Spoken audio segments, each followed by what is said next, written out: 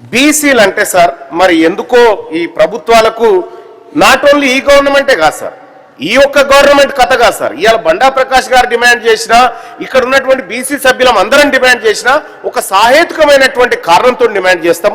సాహేతుకమైనటువంటి ఒక ప్రశ్న ద్వారా చెప్తా ఉన్నాం సార్. ఇప్పుడు పెద్దలు చెప్పినట్టుగా ఈ 2 ఏడాదిలలో కలిపి, ఈ 2 ఏళ్లలో కలిపి దాదాపుగా ఓన్లీ విద్యాపరమైనటువంటి అంశంలోనే 3,512 కోట్ల రూపాయలు ఎగబెట్టింది సార్ ఈ ప్రభుత్వం బీసీలకు. ఓన్లీ విద్యా అంశమే సార్.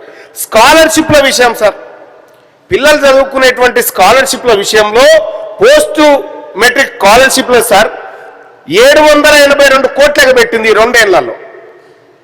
బీసీ స్కాలర్షిప్ల విషయంలో సార్ మీరు సప్లిమెంటరీ ఉపన్యాసం ఇవ్వడానికి టైం ఇవ్వాలి సార్. నేను ఉపన్యాసాలు ఇవ్వాలనుకుంటే సార్ క్వశ్చన్ అడుగుతున్నా సార్.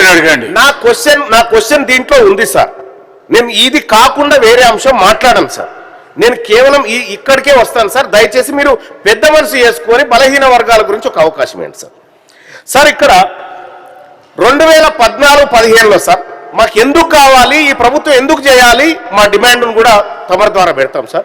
2014-15లో సార్ తెలంగాణ రాష్ట్రం వచ్చిన తర్వాత 1,316 కోట్లుగా పెట్టిరు సార్ మాకు.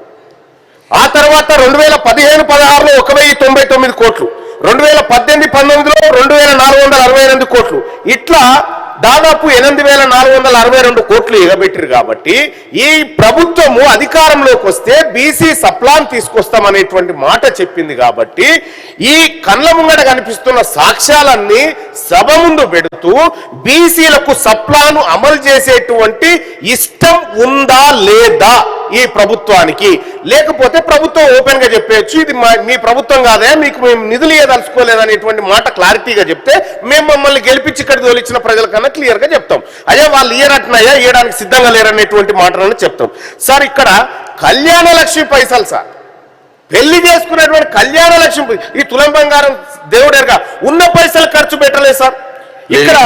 ఇక్కడ వీటన్నిటిపైన ఈ ప్రభుత్వం చర్యలు తీసుకుంటుందా తీసుకోదా, ఈ బాధలకి ఇక్కడితో ఫుల్ స్టాప్ ఉంటుందా ఉండదా, ఈ బాధలకి ఇక్కడితో ఫుల్ స్టాప్ ఉంటుందా ఉండదా, బీసీల అంశం చర్చ తేలాల్సిందే సార్. దయచేసి మీ ద్వారా ప్రభుత్వాన్ని అడుగుతా ఉన్నా, మాకు న్యాయం చేయండి.